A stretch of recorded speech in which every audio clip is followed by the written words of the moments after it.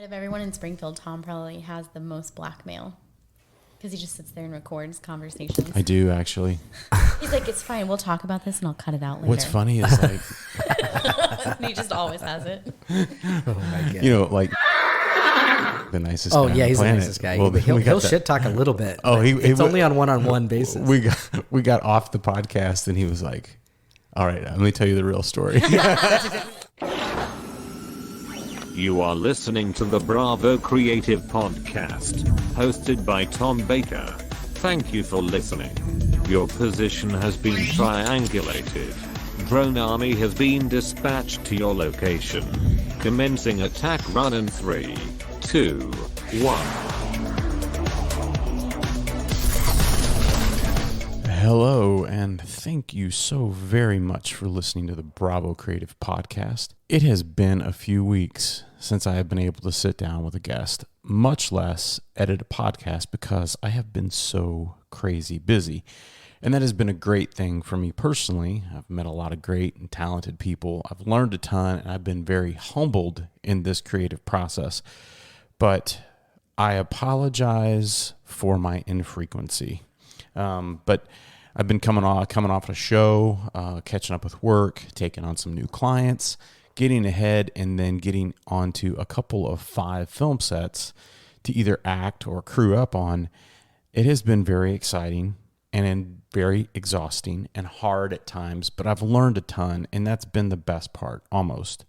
The best part of all of this process, exhausting and fun and all that, has been the building of relationships. And it's really, at times, it's 99.9% of the game. But it's about your interaction with those people that really makes the difference.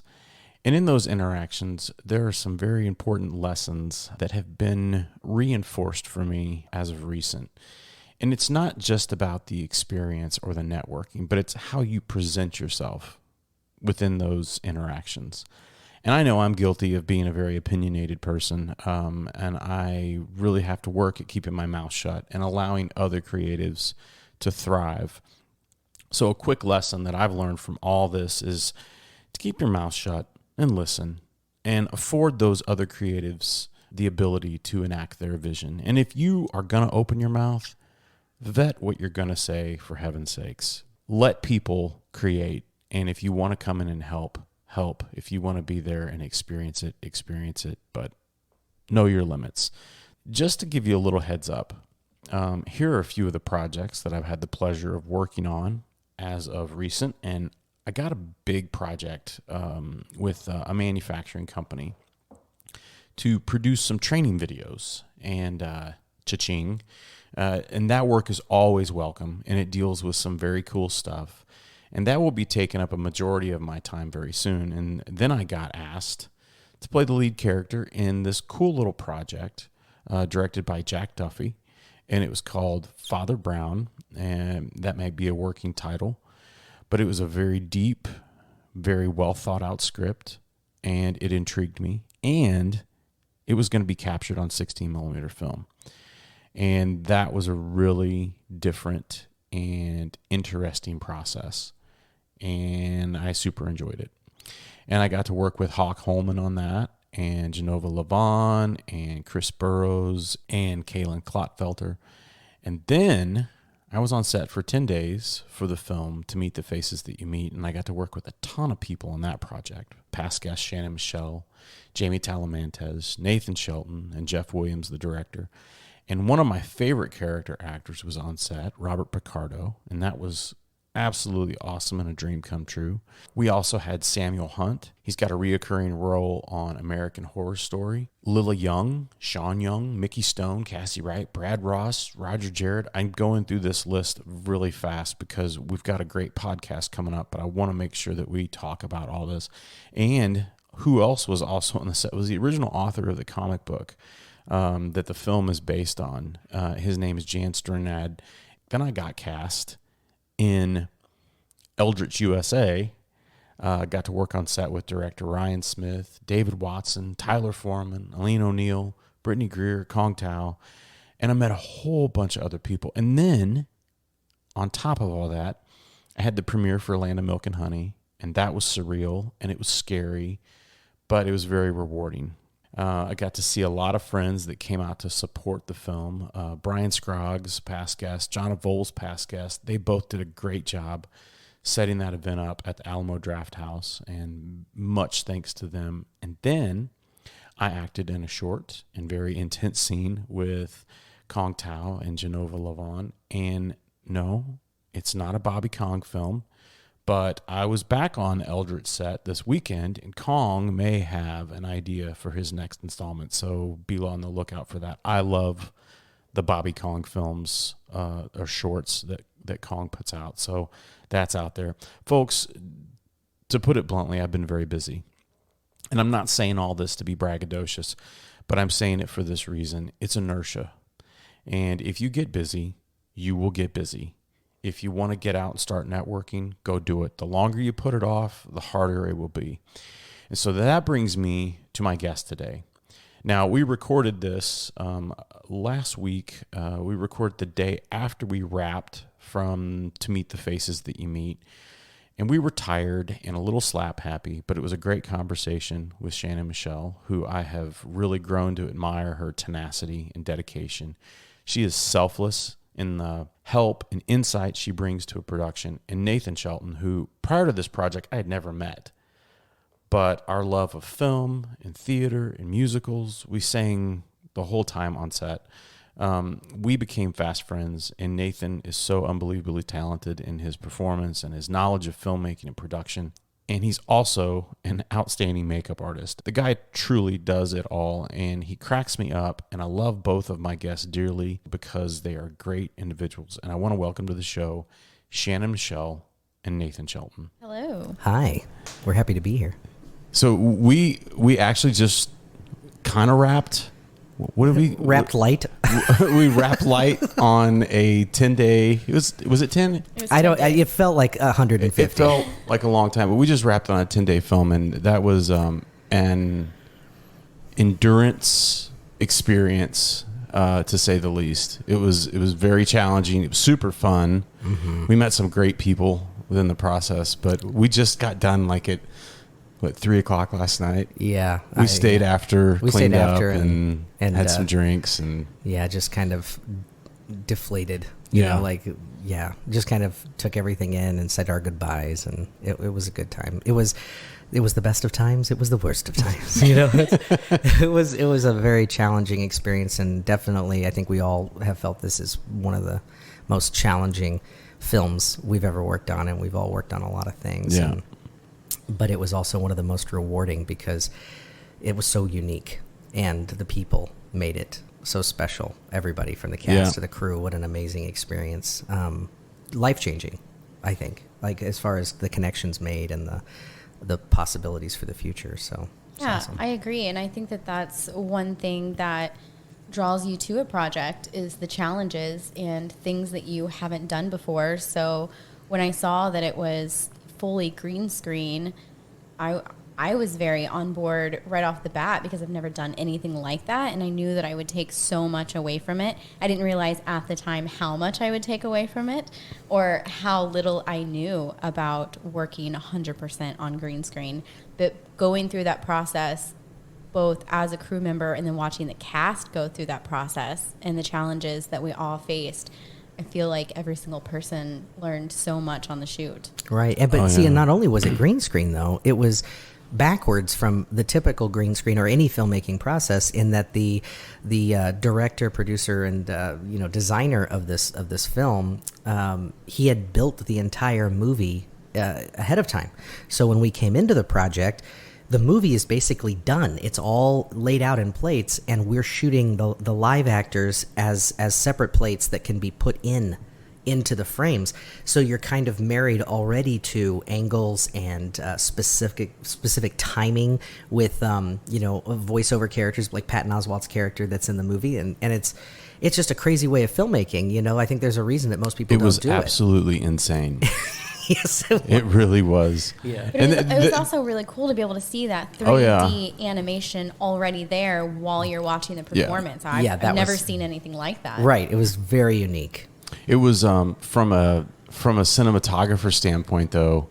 it was so unbelievably challenging because you're trying to recreate a camera angle that is within a 3D space, and you're not 100% sure of like what lens they were using or what that 3D, what the render was as far as that. And so that became almost a kind of nerve-wracking in a way when you got in there and started looking at it. It's like yesterday we were on set and Nathan had a scene and he was trying to figure out which direction he was facing because the camera was moving from scene to scene. And yet the room remained green. And the room remained green, and it's like... And our orientation just changed. It does. It's like in one scene, Connor, who plays opposite me, is sitting in one orientation from me. So I'm there. I know, okay, Connor's on my left. He is 10 feet away from me. He's angled slightly in. And we know that Robert Picardo's character is behind us, and he's the villain, and I know exactly if I turn over my shoulder at a 45-degree angle, I will see him.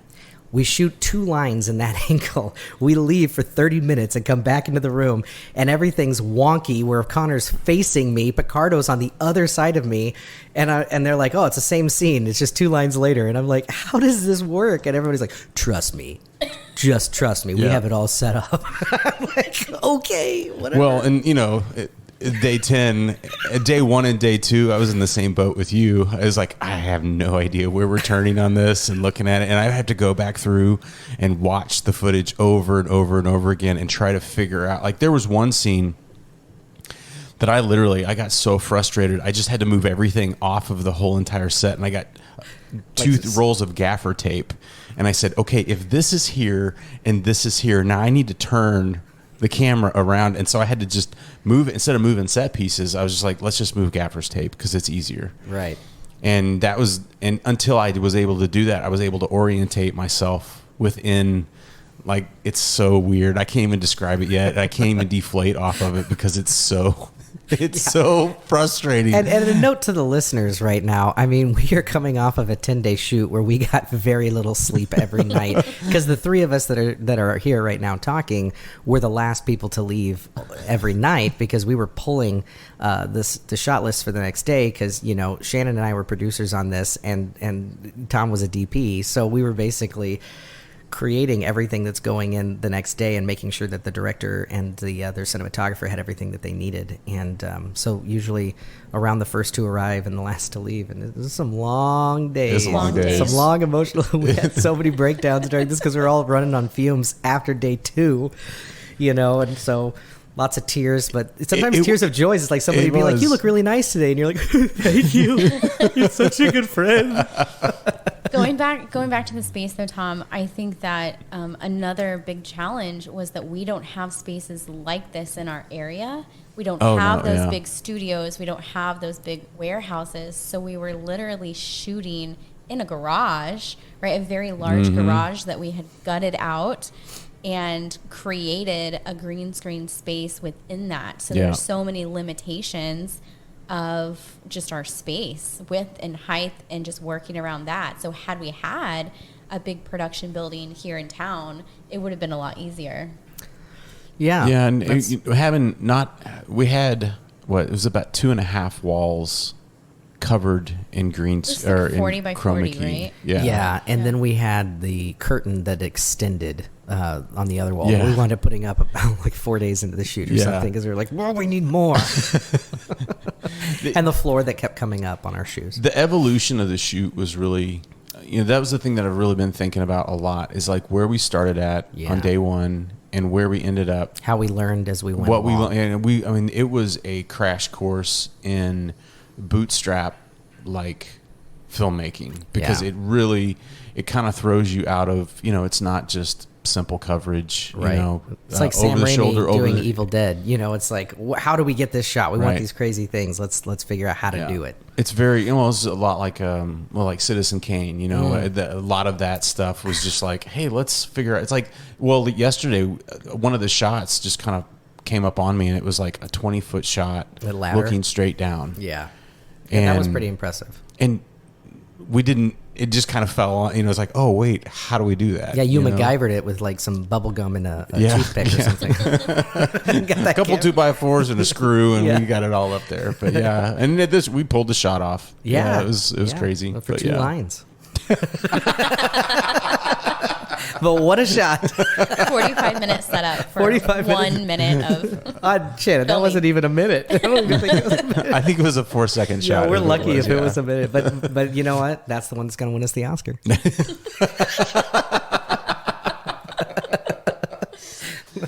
So one shot. Go back and talk about because you all have been on this project for a while. Like this was kind of there was a lot of work that went into it because I only came onto the project, about 2 months ago, maybe? Mm-hmm. Yeah. Shannon and I were sitting at a coffee shop and she was trying to get David Watson to do it. And David was like, I'm busy. And she goes, you want to do it? And I was like, yeah, sure, I'll do it. It's funny how people get brought into things. Yeah. Yeah, well, it started. I had been friends with the director Jeff. We had worked on. We met. I auditioned for him and was cast and did some special effects for him for his last film, Everything, which was a lot of fun. And I enjoy working with Jeff a great deal. And he's a good friend and a really great guy. And he started talking to me like 3.5 years ago about this other movie, and he showed me a comic book from the 70s. Called Fever Dreams. And he had this idea for this film, To Meet the Faces You Meet. And he was writing it, I think, at the time, still working on the script. But he was also doing some renderings already. And he's like, yeah, I'm working on this thing. And he's like, I'd love for you to do the voice of this computer, this flying robot thing it's like a symbiote. And it's called Mead and all this stuff. And I'm like, oh, cool. And he's like, and then, because he knows I do special effects makeup. And he's like, oh, then at the end, the handsome guy that's in the hero of the movie, well, gosh, I don't want to ruin the movie. Yeah. So never mind, I won't say this. But he backhanded insulted me, basically. And then I was like, well, gee, thanks a lot, Jeff. And he's like, no. But so I was going to be involved as an actor and doing some special effects makeup for him for this. And then it just kind of grew and grew. And then, he had I was living in Chicago. I still am living in Chicago. And he called me one time a couple years ago and said, hey, you're not going to be able to play me, the computer. We had to cast another actor, Patton Oswalt. And I'm like, well, okay, well, if I'm going to lose out to anyone, I guess that's fine, whatever. But he said, oh, we'll find something else for you. And I'm like, okay, cool. And so we progress, and then he starts talking to me about maybe helping with production. So I move into a producer role with him and, helped with some of the some formatting stuff with script and making sure that it's getting ready to shoot. And he's just collaborating with him on talent that we're pulling in. He really wanted to pull in some named actors, and we were so lucky on this. So lucky because we have Patton Oswalt as Mead, and we have Patrick Warburton just doing a small cameo role as Timmy the Wonderbot, and it's hilarious. And Patrick Warburton is a voiceover god, just amazing. And then he pulls in, we were looking at all these different actors on who could play the villain in the movie. We looked at Michael Ironside, a classic heavy from the 80s and the 90s. And we're like, oh my God, this would be so cool. And he looked at some other people, John Delancey, Q from Star Trek, and wound up having a great conversation with Robert Picardo. And Robert was very interested in the movie. And so they talked and they hit it off, and he signed on for the film. And then we got Sam as the lead, and it's just it just really started coming together. And because of that, Hunt. Yeah, Sam Hunt. Sorry, yeah. Sam Hunt, Samuel Hunt, Samuel Hunt, but Sammy Smalls we call him. No, we were so fortunate, and what an amazing guy. Sam came on and just we can gush all day about how awesome Sam is. Sam was great. Sam is so amazing. But so these people were coming on, and because the movie started taking on an even bigger life, and I had worked with him on Everything, I was like, well, we really want to we'll keep all the same crew people that you like to work with, that are his like go-tos, right? His ride or die friends that he works with on films. But I'm like, let's bring in really professional crew too that work a lot in the area. So I bring on Shannon, because any project that I'm working on, the best producer in Springfield is Shannon. That's just Oh, yeah. that just is. Oh. That's a fact.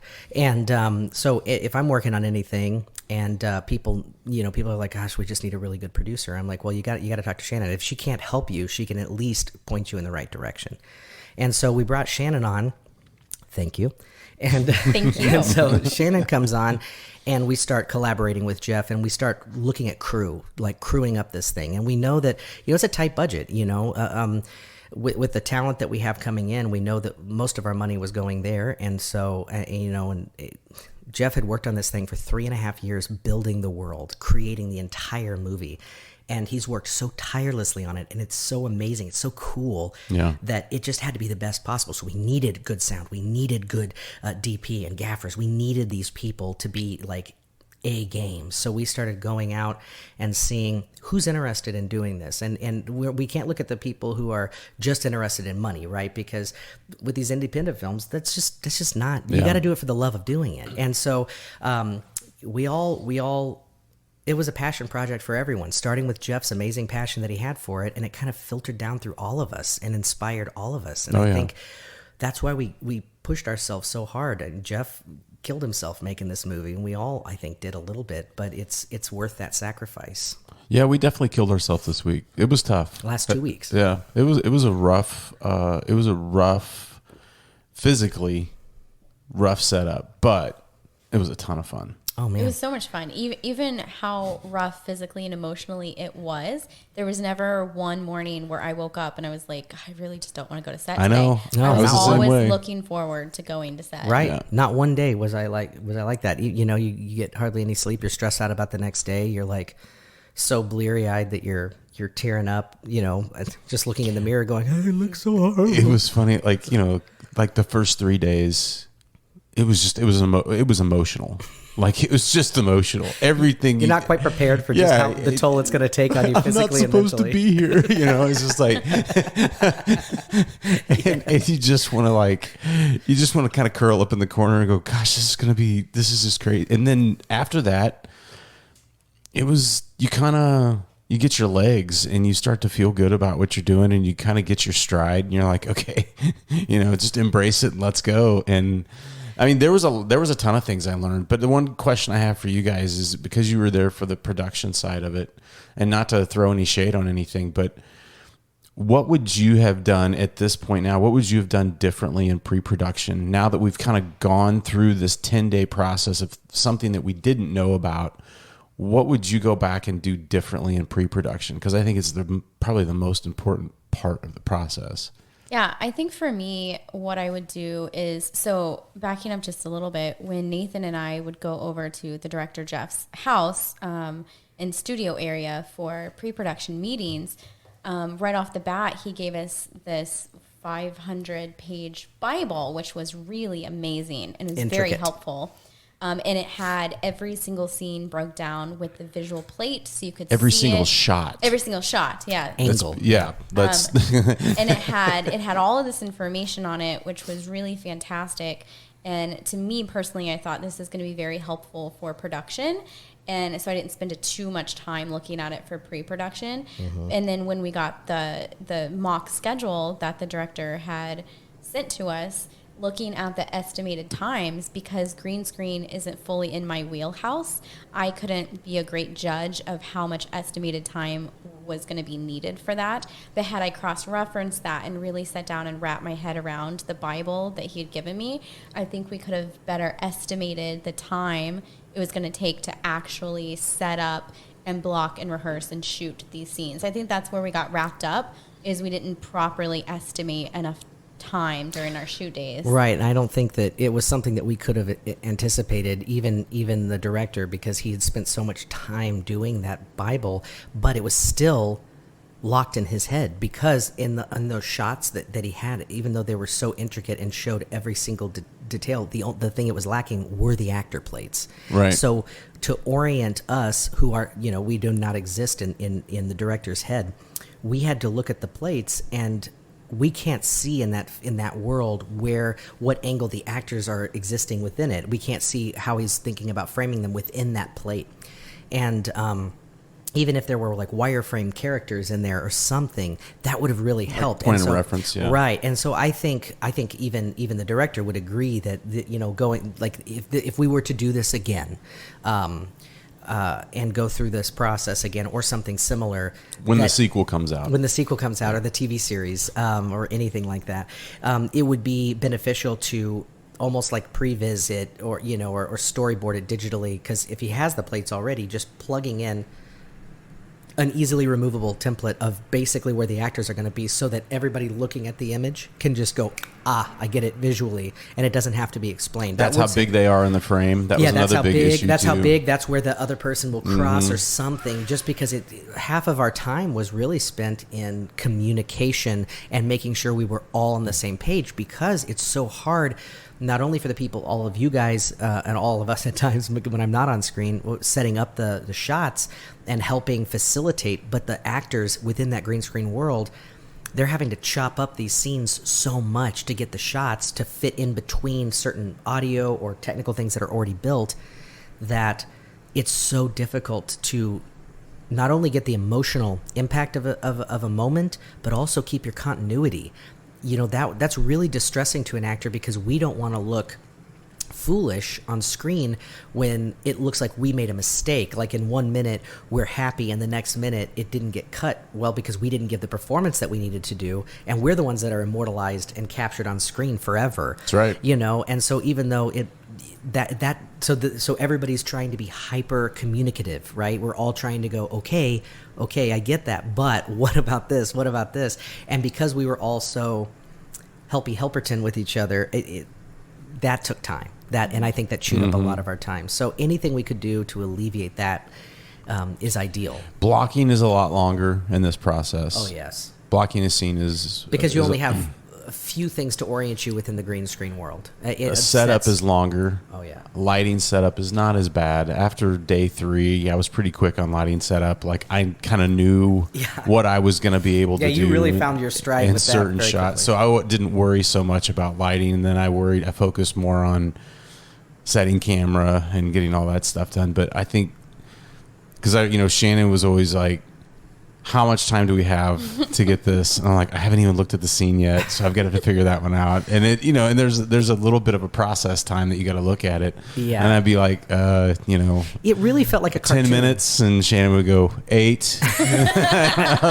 Like those cartoons where the guys are on a train and it's going down and they're laying track as the train's going. Yeah. That's exactly what it felt like. It was like we're laying track a second before that train goes over it. Right. And so you don't have too much time, because then at some point you have to sleep and then put the process on hold. Yeah. And then do it again. So you never have enough time to look ahead enough. So everybody always feels, I think we were all stressed because we're feeling like, oh my God, when are we going to catch up? When are we going to... Well, and I think to be, just so the audience knows, one of the main things that when they make films like this, and they do make films like this, when they make films like this now, the actors come in first.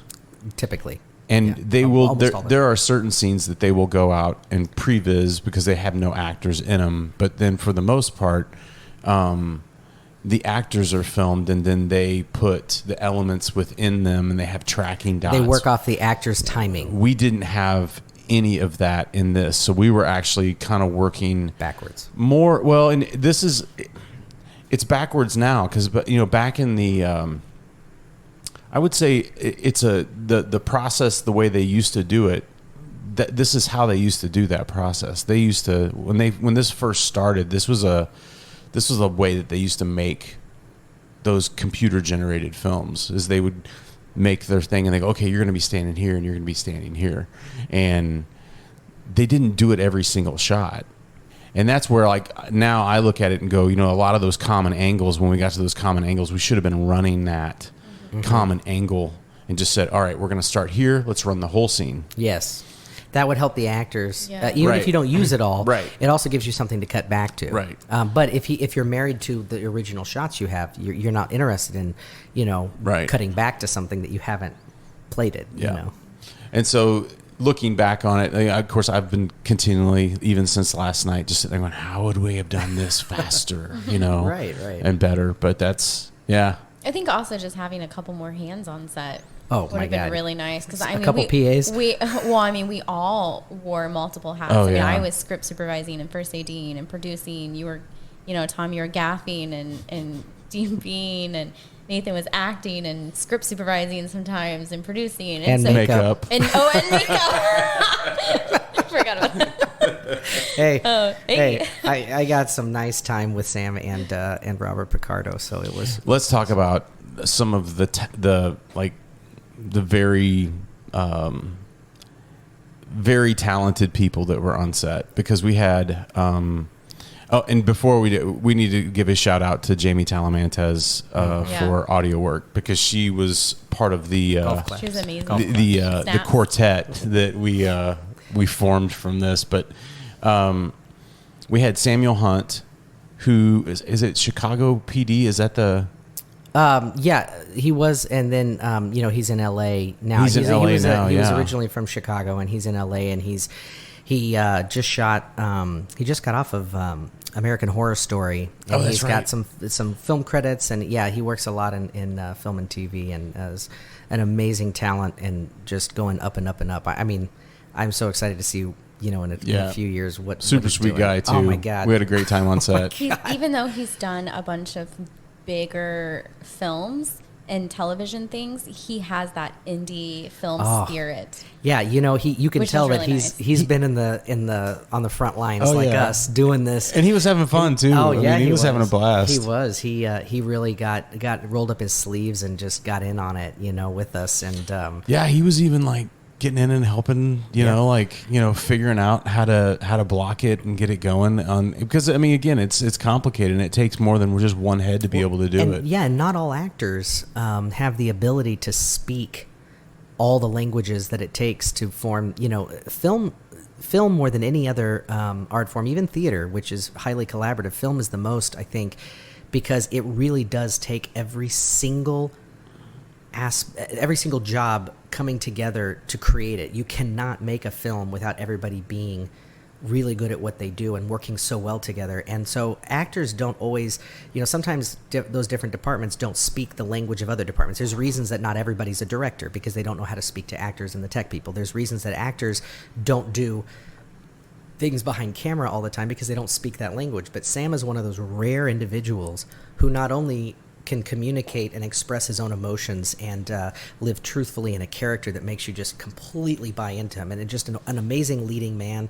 Great. I think he has the ability to play a broad range of characters, but he also can speak this language that we speak of the technical aspects on the camera and the angles and the and you just all of it. So he was able to really get in there and really communicate and help facilitate communication amongst the crew. And that's a very, he very brought a lot of unique his skill set. experience that he's had on a lot of different various sets and was able to come in and bring in some very much needed just kind of energy on that side to go, hey, we're doing this. It's working, you know?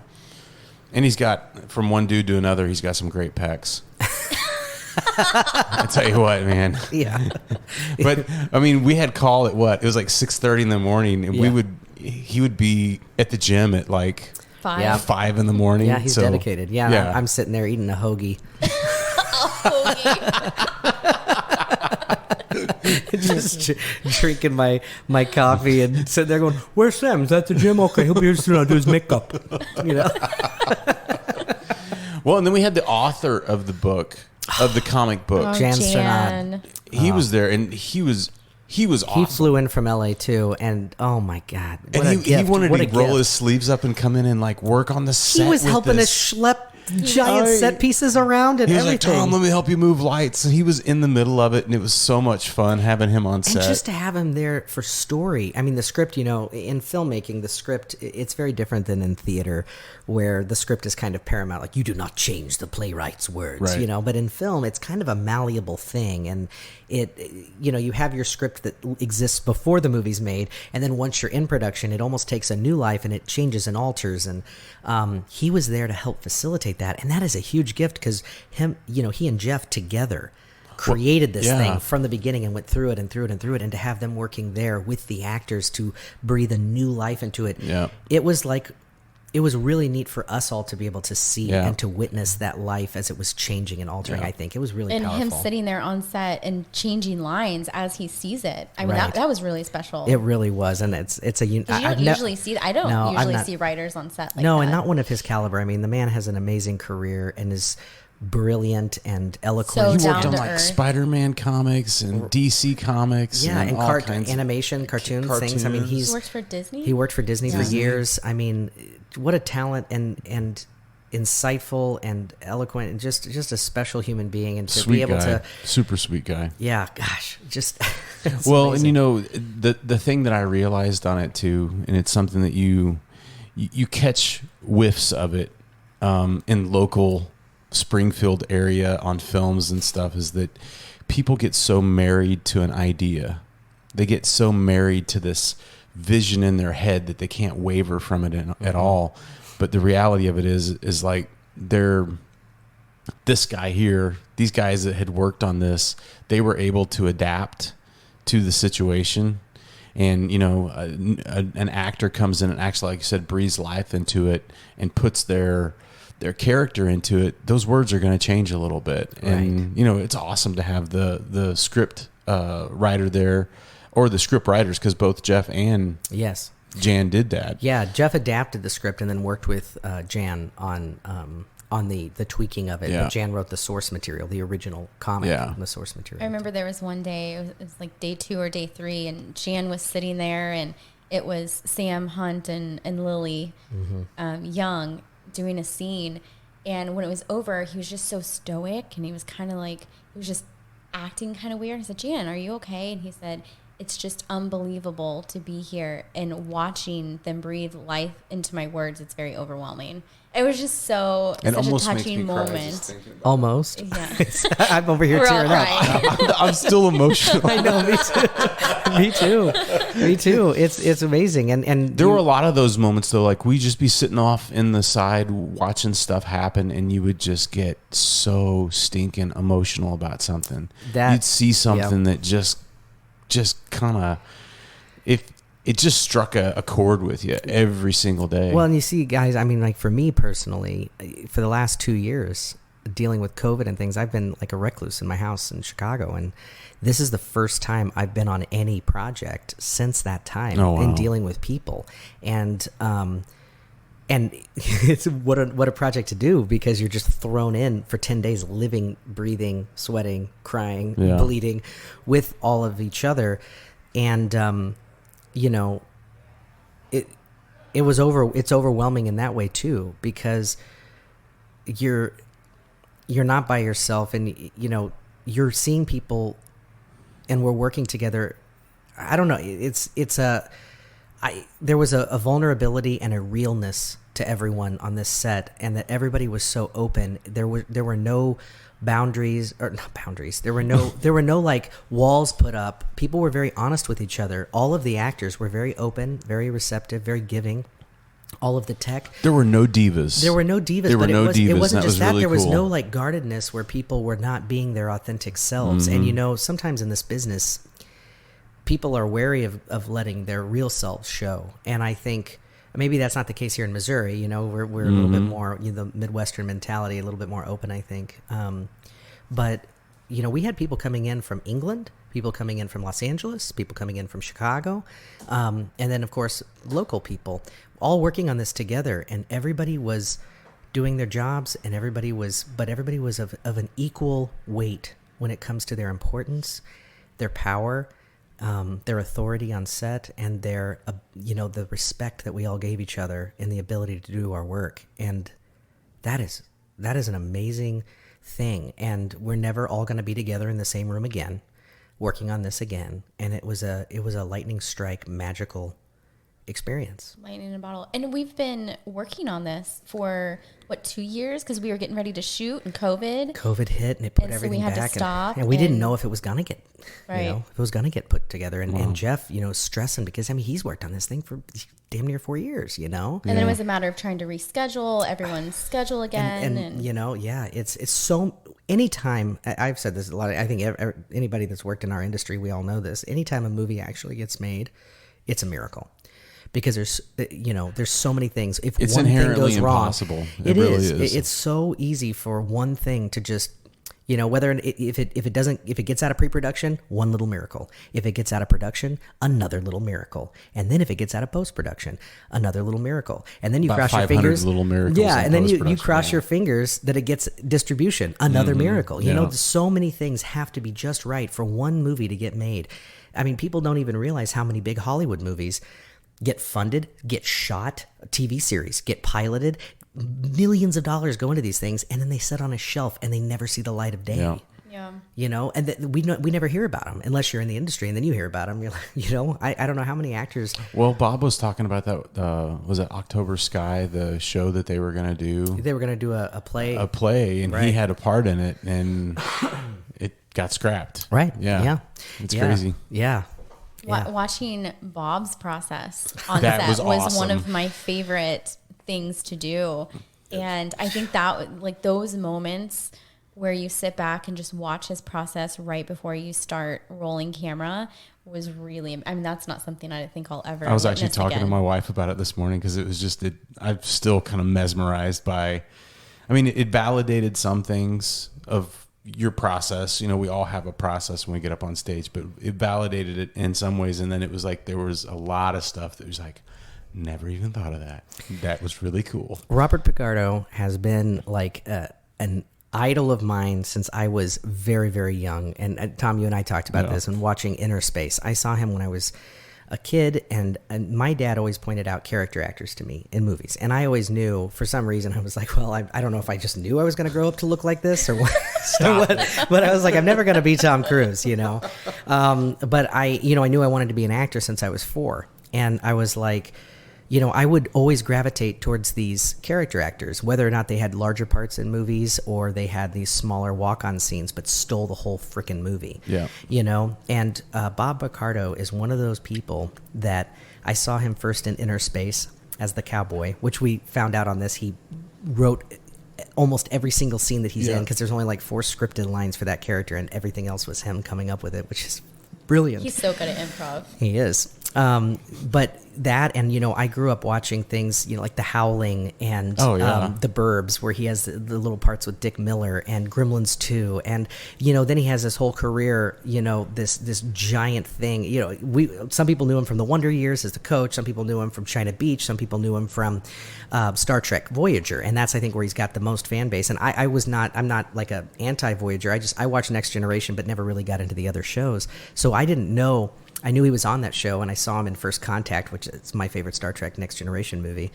But I never thought I'd ever work with him, so it was like a dream come true. And not only to get to work with him, but to get to know him personally and listen to these amazing stories. You guys sat and just talked. We talked, all day. and Tom, you and I had just sat and we hung out with in him the last back night. porch and drank a beer and last hung out night. with Bob Picardo. It was like, but like I did his makeup every day, and then when he walked away, we giggled like 2 little We schoolgirls. just did that. It was such an amazing experience, and then for me to get to act with him is really a dream come true, and to get to be in a scene with somebody that you've respected on the screen for so long. Gosh, I'm getting emotional now just thinking about it. I mean, it's amazing, and I can't thank Jeff enough for just bringing us in on this and sharing his passion with this project so much, and that he's willing to put up with all the stress of having us all on the shoot and everything. It's I don't think I can thank him or any of you guys enough for making this such a magical experience. I feel the same way. It's like, and I was even talking to Bob Picardo about it yesterday because I was out there. I waited about a day before I got like too fanboy, about it, and then I'd start kind of asking him some very well thought out questions. I was like, I really want to find out about this because there's nowhere you can find it out. And so I asked him a few questions, which there were he gave me some really good responses. I'll have to share them with you. But anyways. Dana Delaney. But he just glosses over that one. Anyways, moving on. That's getting cut out. Dana Delaney. Yeah. That was. Tom is lost in thought right now, wistfully dreaming. Yeah. Well, in China Beach was one of those shows when I was a kid. And Dana Delaney, she was in Tombstone. Oh yeah, And Exit he to worked Eden. with her extensively on China Beach, and and my first question to him was, "Is she a sweet woman?" And he goes, "Oh yeah, she's super sweet." I was like, ah. He goes, "She's not seeing anyone right now, Tom." Michelle, I still love you. I can attest to that because he talks about you all the time, Michelle. But it was the first day he was on set, and I was setting the camera up, and I was setting lighting up, and I was behind, and I was going to be rolling the camera, and I remember I was standing there, and I was like, I just framed up and lit up Bob Picardo, and that was really freaking cool. You were glowing all day after that. Oh, yeah. Like just like, where's Tom? Oh, he just floated past. You were like, anybody that would listen, you were like, I just framed up and I lit Bob Picardo. I think I saw you talking to a fern in the corner. You were so excited, and rightfully so, man. Yeah. You should have been proud. It was a great shot. It really was. It was awesome. It was a lot of fun. Doing that stuff was a lot of fun. And I mean, and for my guests out there, Nathan Shelton on camera is absolutely hilarious. You are, even when you're acting like sweet, there's still a humor to it's like there was a couple scenes yesterday where I enjoyed watching you perform. And well, thank you. I really I gotta say, I absolutely am like your biggest fan now. I love watching you on film. Oh, thank you. Anytime you ever want to be on film, I'll film it for you. I swear I will. Okay, I'll take you up on that. I definitely will. And you cracked me up. We would be sitting back behind there, and like your timing is just awesome. I mean, there were times I couldn't even watch. I was like, I can't watch it because I'm going to start laughing and ruin a take. There was that one take with Connor. What did you say? You said, oh, right before we started shooting, they took the take, and Connor and I were like head to head. You know, like we're looking at each other somewhat longingly into each other's eyes. It's not a romantic scene, but I thought, and he wasn't ready for this, by the way. No. And Connor is an amazing film professional who's works a lot as a first AD and is an amazing gifted actor from England.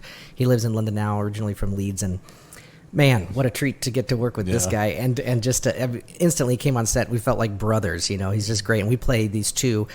I play Navigator Perry, and he's Gunner Russell on the starship, on Picardo's, and Sternhagen's on Sean's ship. And we just hit it off real well. Well, we started trying to crack each other up, which really means I started trying to crack him up because he would lose it. But we were in one scene yesterday, I guess, and they were getting ready to roll, and they slated, and it's counting down. And as soon as the slate went, I said, "I've always loved you." Looking very intensely, into his eyes, and he just busted up laughing. And Jeff's like, "Are we ready? Let's go!" And he's like, "No, give me a minute. I can't do it. And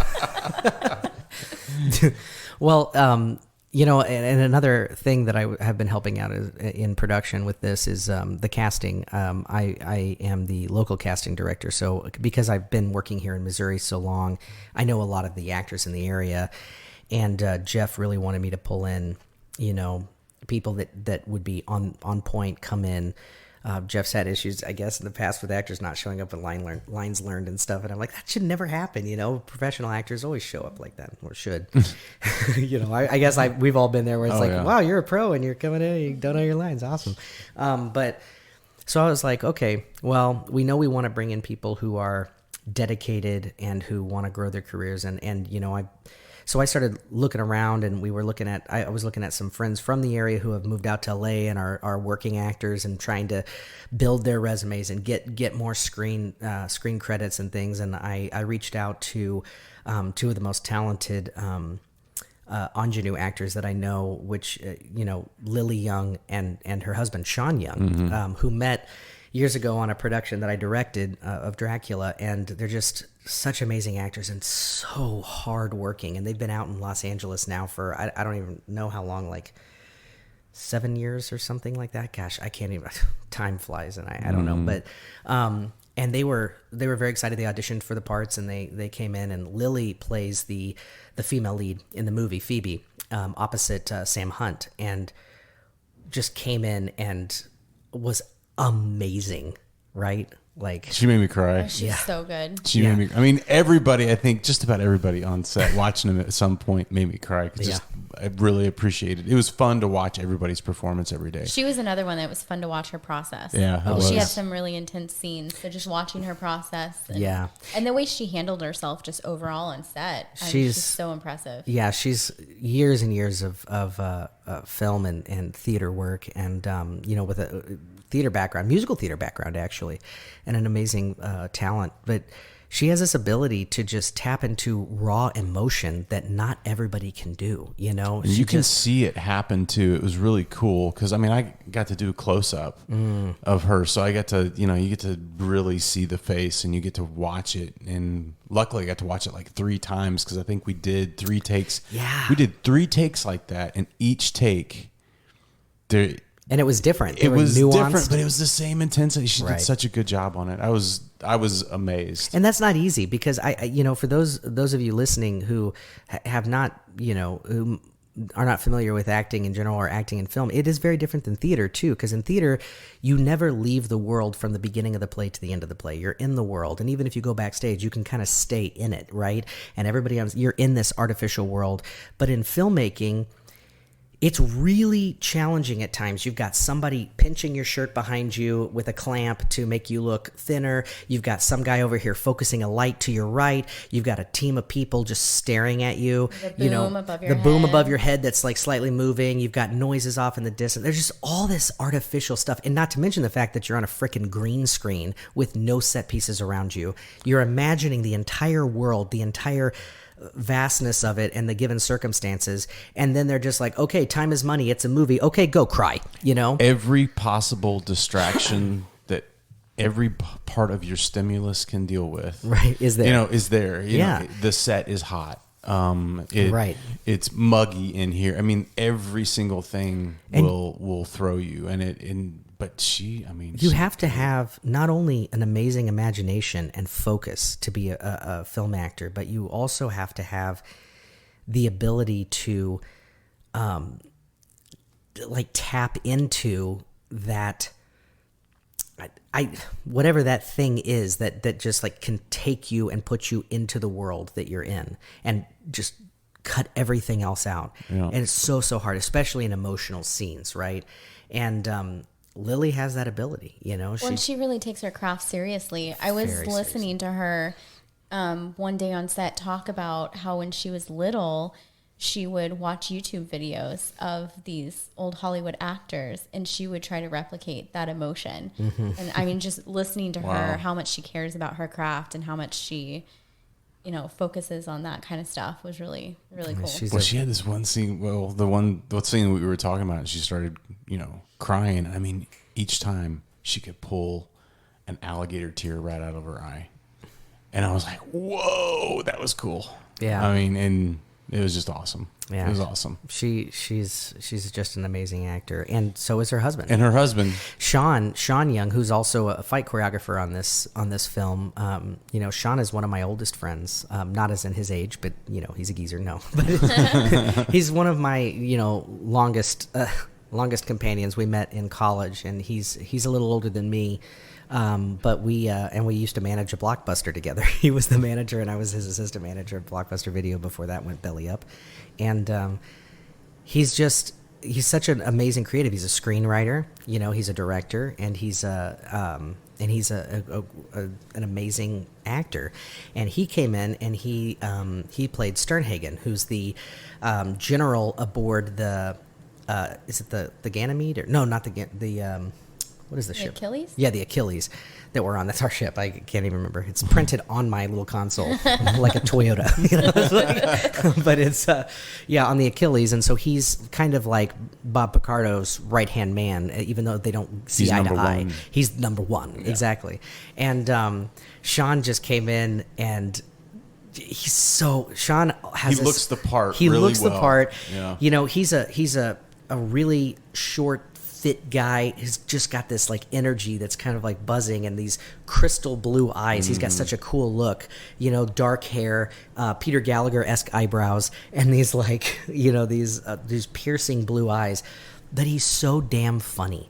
He can, and it's like an effortless funny. He doesn't even have to try. He just is very little tiny thing. His reactions, because he's the straight man in this. Picardo can't be the straight man. Picardo's like, this villain, this comic booky villain. And then you have Sean reacting to him in a lot of scenes. And sometimes it's just these little subtle looks. And it's not even a laugh out loud like, oh my God, that's so funny. But it's just, you can't help but smile watching Sean react and play the straight man to Bob's, over the top villain. And it was to me, so that was much the fun. cool part of having both you and him on a lot of those scenes, because both, and even Connor, dropping his name, but having the three of you all in those scenes it was with like the Three Picardo was Stooges. really cool. Yeah, we had a lot of fun. And the things that you'll never see that you guys were doing in between takes, hilarious. Well, and then we had two other people that came in and worked with Picardo too. Cassie.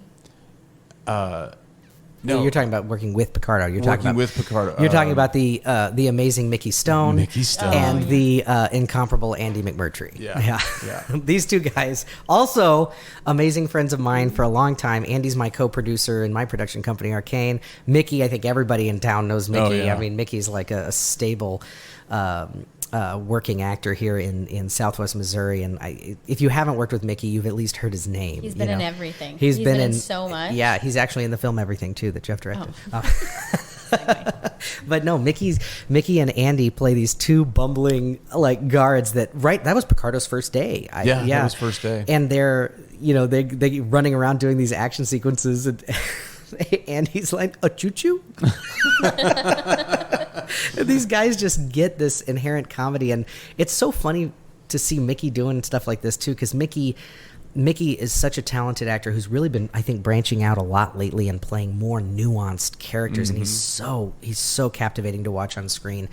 But for the first part of his career, because he's a very built guy, right? And he's got this kind of tough look. He has that stern look. Yeah, he's got that stern look. He plays a lot of military guys, a lot of like heavies. He plays the typical thug or heavy, and he's very capable of that. But he's also capable of so much more. And in this, we got to see some of his comedy chops, and it's just awesome to see.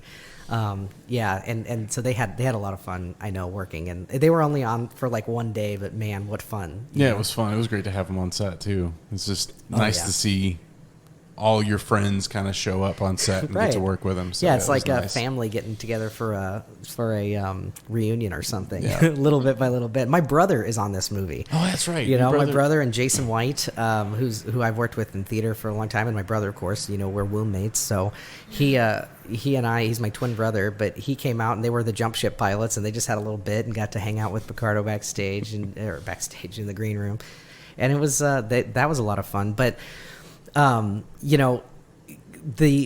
also need to talk about Cassie Wright on this movie, because Cassie plays a very interesting character who is like a hologram, right? And so she plays a character named Tamara, and Cassie, this is her first film. But you would never know that. She did really well. Yeah, oh my God. She's amazing. She's a theater actress, and an amazing theater actress, a musical theater actress. Her voice, she's amazing. Just so good. And when I read the script and Jeff was talking about needing somebody, I was like, who can we get to do this? And so I was starting to reach out to people and ask them to audition and stuff. And Cassie was first in my mind. She used to live across the street from me. We worked on some things together, and I'm like, Cassie'd be really good for this. And she just nailed it. She nailed her audition. And she just came in and, like a pro, just threw down the gauntlet and went with it. And, for someone that, like you, and I didn't know this, but for someone that this is their first film, she brought an energy to set, too, that was really cool. She was just, you could tell she was, like, on cloud nine, getting ready to come in and do some of the scenes, which they were fun scenes, I'm sure, for her. Yeah. We won't spoil anything, but I'm sure they were fun scenes. Yeah. And she got to work a lot with Sam, too. Yeah. And, and I think that she had, looked up some of his work and was familiar with his stuff, his TV She work, IMDb stalked him. Yeah. Right. And so I think that she had a great time, and so we're wrapping up. I know tomorrow we have our last, you said we were wrapped soft, wrapped light, but we've just got some pickups tomorrow, and that's it, with Phoebe and the Lily Young and Cassandra Wright, and then the movie's going to be primarily done. Then we just have some ship pilots and things like that, little bit parts that we're going to be shooting, and then it's all in the can, and Jeff's just going to be, for the next decade, for the next little bit, he's just going to be in there editing, and then better him than me, getting this thing out. Yeah, this one's going to be a tough one, but if anybody can do it, Jeff can, and I think that's the last shout out that we really need to give is. I kind of want to give a shout out to Brad. Oh yeah, you can't not give a shout out to Brad. Brad was amazing. Brad was Ross awesome. is a gift from heaven. He is. He's a special man. We love him. He definitely kept me motivated. Yeah. He kept everybody motivated. So He has positive. He has that and dry wit that, sometimes it's one of those things. It's like you're getting cut with a razor, and you don't know you're cut until the blood's pouring out, and you're just like, oh. You cut me, sir. He's just so good. It's like he gets in there with a joke, and it's bam. He kept things light. He kept good things morale moving. booster. Yeah, and just like the epitome of hero support, right? Yeah. He didn't. It really was. He never without ego, without any kind of bravado, he went into everything that was asked of him, went above and beyond, and made everybody around him look like they're doing their best work. And he came in from New York. That's right. I And mean, he's from here originally. He did great slates too. Oh my God. Seeing what he was going to slate. That's a treat. I wish that everybody could see the things that man came up with, because he's a brilliant comedic mind, and I would love to see him on screen doing a role, because what a character. I mean, in real life, what a character, but on screen, we got to get Brad in something, because he's just a joy to work with, and I really don't think this could have happened without Brad. I mean, without anybody, even we've had like 3 alternating boom operators that came in on this, and Roger Jared. Yeah. I mean, oh my God, Roger! We shot at Roger's house, and we lived at Roger's house for 10 days. And Roger and his wife were so accommodating and so wonderful, and they have a really cool garage. Oh yeah, that thing worked perfect. And it was really nice. We had that back deck area where we could do makeup and sit outside. Huge and get, green room. And we were following. We're making this movie during a pandemic still, and we were able to really social distance and keep our safety guidelines up, and we had just behind the scenes Patty doing, also wearing so many hats. I mean, she was a wardrobe primarily, running, and then she was running things and meals, organizing things. She was service. oh my God, she did everything. Yep. And just great conversations, and everybody on this, and a lot of people volunteering their time, know, and wow. It was like a big family, it was like a big family working together on something incredibly hard. I think that's the most fun, right, about going away from projects like this, are the connections and the relationships that you build. Yeah. To meet the faces you meet. I got to tell you, I didn't envy you in this process. Shannon? You had so many, and you kind of glossed over it earlier. You had, we all had different hats, but stress is different. Stress, it's one thing to pick up a camera and move an angle and all that, but and I'm guilty of it. I got a little hot with Shannon a couple times because of the time frames and things like that. And I mean, you get to the end of the day and you start slowing down and you start getting a little short with people, and I was guilty of it. I mean, you can't get much shorter than Shannon. I never hear that. So original. Sorry. But no, you're not. Shannon was usually the first one there and the last one to leave every single time. The one keeping everything together. Shannon Keeping is the glue. afloat.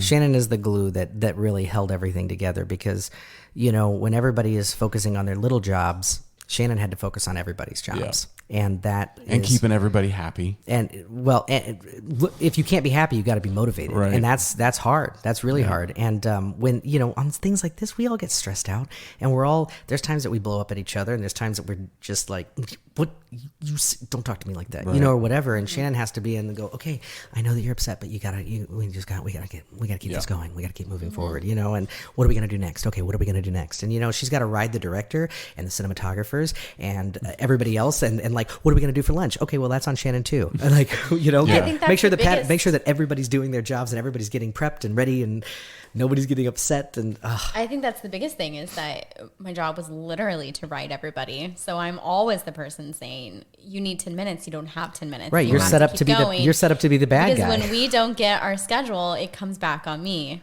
You have right? to be And- bad cop in every situation. Sure, Yeah. yeah. But also be that person that people feel comfortable going to Right. with things. So it's a And balance, who right? wants to go to the bad cop? And I think that, I love first ADing, but I think that with this particular project, I'm always used to absolutely understanding everything that I'm supposed to be doing. And I think that with this process, it was so different because I had that certain plate Bible and I had all this kind of stuff that was out of my element of usually using. And so I hadn't fully wrapped my head around the schedule and these things that we were supposed to be doing. So I couldn't work with the director the way that I would usually do it because I didn't fully understand his process. And and that's just because he knows more about the green screen and animation and the plates that he made way more than I do. So I was constantly just trying to keep the flow of what was happening so I could communicate with actors, even though I didn't always maybe understand. So it was very challenging. Well, and the biggest enemy of this whole process is time. Time, I mean, absolutely. yeah. Time is a beep. Yeah, it is. It's a French fry. It's a French, it's a finger food, my friend. Finger food. That time is almost made us pull a Chuck Heston on this thing. You remember last That's night a little we pulled that inside Chuck joke. Heston? Yes. This is gonna be a total Chuck Heston. No, it was a little inside joke, but Yeah. You had to be there. you had to be there. You had to go through some of this with us to get that. But yeah, time is the enemy on anything like this, I think, and I think we beat the living crap out of it. And we did it. In the end, we did it. We won. We We did, won guys. against time. We beat time. We're all 20 years older now. Well, before We all do look yeah. like we're 20 years older. Sitting in this room, none of us look as young as we did 10 days ago. It's funny you say I lost 10 pounds. Really? I lost 10 pounds in 10 I days. stress ate the whole time. I lost 10 pounds in 10 days. I think I lost 5 during this, actually. 5 pounds. Wow. Yeah, all in my ego. I figured I would gain from all the aggression that I swallowed. Something that Nathan and I always do on a set is we'll take a picture a day. And it's fun to see, usually it's fun to see that progression of lack of sleep or stress or good days and bad days. And this one was really funny. I haven't sent it to you yet, but we always take a picture a day and then I'll put them all side by side. And I was like, here's our shoot and here's what we looked like every single day. And this one was just almost always exhausted. Was it really? Yeah, it probably looked like we have a Skeletor. couple and all really good ones, but mostly it was just like, all right, let's do this picture. Oh, we got to get a picture slept, today. I slept 3 hours. Yeah. And it was always in the morning before we'd start, too. Yeah. We'd get there at 6:30 a.m. and just be like, Oh, man. let's take a picture. I know I looked rough in the mornings coming in. I was just like, No, you're a dream. You're the poster child for sanity. No, I'm really excited to see where this is going to go. I am too, and I'm think just it's so gonna do I'm big things. huge shout out to Jeff Williams Yeah. for Thank you, for Jeff. leading this ship and for bringing us all along on your crazy vision. It's gonna be something very special, and to put so much work and dedication into something, it's inspiring, I think, to all of us, and we were just so happy to be a part of it and to get to share in this and get to be so passionate. It's amazing. Well, and I agree, and I think the one thing that it did too, at least I feel this way, is that it got my wheels turning for the next thing. Mm-hmm. And we've talked about it quite a few times over the span of the last 10 days, like, what are we going to do next? Let's do something together. Let's work on something together. Right.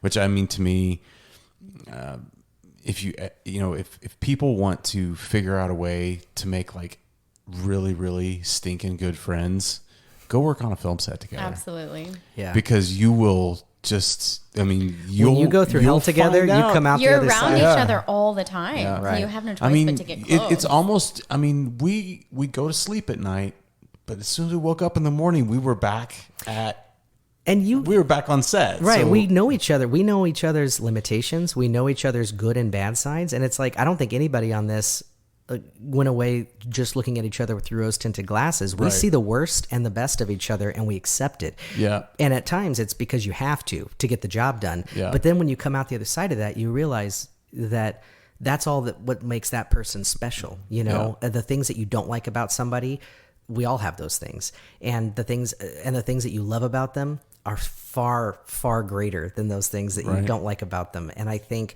as we things could get all use heated- a little bit of that in our life, right right now. Right. And it's making movies is like a microcosm. You go and you live this world outside of your daily life for however many days you're on set. For this, it was 10 days for us, 2 weeks of living outside in this bubble away from our regular lives. And everything that happens in the real world is almost put on hold, and we're living this really intense, stressful experience. But then we go back to our regular lives and we get to reflect on what it was like almost to live an entire lifetime in this bubble that we lived. And it's so bizarre, It's but surreal. it is surreal. It's weird. It is, but it's so powerful. And you learn, because you're put into that intense situation, you grow as a person. Like everything you work on, it's like it enhances your aura. Well, and I've never walked away from a film set and not learned something or Right. brought something onto my next project that I learned. Yeah. Right. I've learned, I've learned so much on this. I so did too. much about people, about connection, about the industry, about, just everything. Everything. Yeah. It was great. I learned that I love you me. guys. I love you guys. I love you. Guys. I love you guys a bunch. guys. No, you're gonna make me cry. And now we're all crying. You know what? Let's go eat. Let's go get Mexican Villa. Let's go to Mexico. Note to self, don't do Mexican Villa for a lunch on set. Yeah. Cool. Can we talk about what we have coming up next? Or Yeah. what we're working on? Let's do it. Let's Yeah. do it. No, don't look at me. You want to talk about your podcast? Okay, well, my production company Arcane, we produce a podcast called the Frightmare Theater Podcast. It's a horror audio drama series, an anthology horror series, highly, highly produced audio dramas. So it's not your typical just a Foley artist with a pair of shoes crunching on gravel. We liken it to a movie for your ears, right? We really, with my company, what we try to do is we really try to get audiences to be immersive with the media that they're consuming, because I believe very firmly that in today's world, we are too passive as an audience. We watch things and we barely pay attention to them, and therefore we only get so much out of them. So with everything I do, I really try to find ways to enhance the connection between the audience and the media that they're consuming. So with this, our tagline for the podcast is "Time to turn down the lights and turn up the terror." Is a little clue into how we want you to listen to the show. We want you to, watch, whether you're in your car or you're at home, not in the office while you're doing a whole ton of things and people are talking to you, or, put the earphones in, turn down the lights, really allow yourself to get into it. You might get something out of it, That's cool. So that's kind of our goal, and you can find out more information on that at frightmaretheater.com. We're available on Spotify and Audible and everything. Verbal, we are an ambassador now for Verbal, which is a new platform, which is like YouTube for video, but it's for audio. And, oh, really? Verbal's great. Yeah, you should look at it. We're a new ambassador for horror on there, and an amazing platform. It's really, really cool, and I'm excited to see where that goes. It's new, and we'll check that out. Very interesting. Mm-hmm. Yeah. How many episodes have y'all had? Well, season 1 has 13 regular episodes. We have some special episodes out. And then we've just started season 2. We have 2 episodes out currently. The last one was written by my brother, called Beg. And we were supposed to launch another one this week, but because I've been, Here? going. Have you been busy? Yeah, because I haven't had time to edit. So we'll get the next one out soon. And then we have, a Halloween episode that I wrote coming out called Film Noir, and I'm really excited about that. We have 13 episode seasons. So this season will take us every 2 weeks typically is when it comes out. So it'll take us into February. Okay. Yeah, and every 2 weeks. You have a lot of people that write on Yeah, that and voice. right, and a lot of people you saw in this film that we worked on. My main production partner with Arcane on this project is Andy McMurtry, who's we had mentioned with Mickey in this movie, and Heath Hillhouse, who is a dear friend of mine and an amazing writer. One of those guys, just like you said, that's like so gentle and loving and very, very funny, but writes the darkest things you could possibly imagine. He's always been that way. Heath Hillhouse, Drew Dively's in Kansas City. And then we have Brittany Greer, who is one of our writers here in Springfield and just an amazingly talented horror writer and filmmaker, and just so gifted, just a gifted artist all around, a makeup artist and an illustrator, and just, wow. I love Brittany, and I'm so glad she's on our show. Fee Basanavicius, and she is a comedian and an actress in Chicago who went to college here, and she's on our show. We have Sean Young out in Los Angeles, who is a writer for the show and was in this movie and is a writer-director with us. And then we also have Alex Murphy in New York City, who is a writer on the show. Oh, cool. And so we have... and Spencer Tilley, who's in Texas right now, too. Oh, who's originally Spencer. from here. Yeah, you know Spencer. Yeah. Spencer Tilley's a good, dear friend of mine. We met doing The Elephant Man here that I directed, and he was John Merrick in that, Joseph Merrick. And just, gosh, what another very funny writer that writes some great things. And so we all have unique sensibilities, and we all bring something different to the table. So the episodes, they're not all the same. They're very, very different flavors, different tones.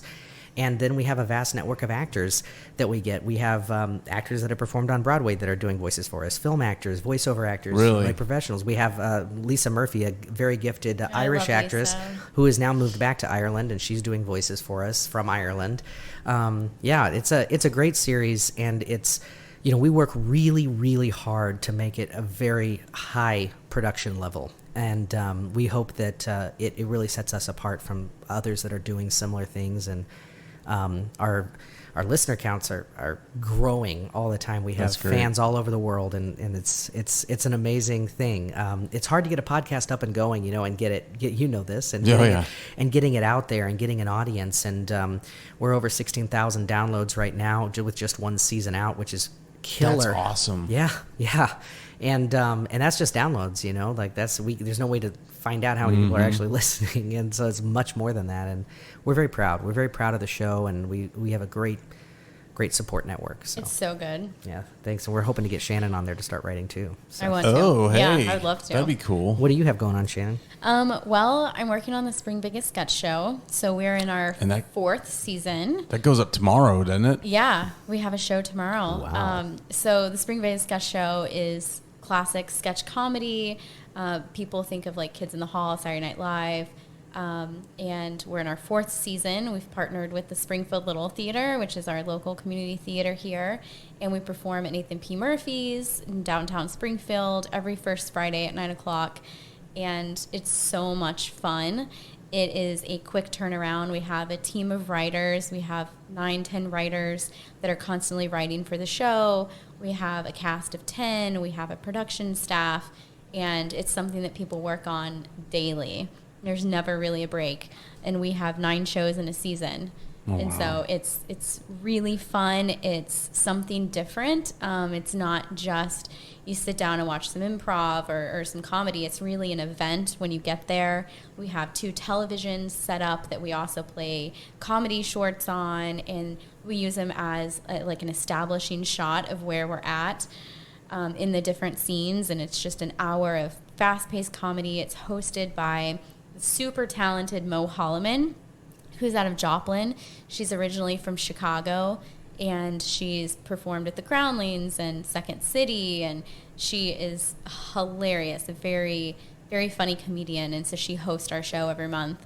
And it's a fun event. We have local giveaways from businesses, and it's fun. So I'm immersed in that almost all the time. That's awesome. Just producing and directing that. I think I'm getting to go this week. Awesome. So that's going to be awesome. I haven't been to one yet. I wish I could. So, I'm heading back to Chicago. Shucky darn. But I'm working on that, and then I'm also producing Brittany Greer's Happy Halloween, and we've been working on that for a couple years. And David Watson's shooting that. David right? Watson is DPing that. And surprise, surprise! David Watson's shooting another film. He shoots everything. But no, we have we shot a proof of concept trailer that looks amazing for that. And we have a lookbook out, and so we're getting financing right now, and we're scheduled to shoot that October of next year. So that's that's going to be a really good one. Cool.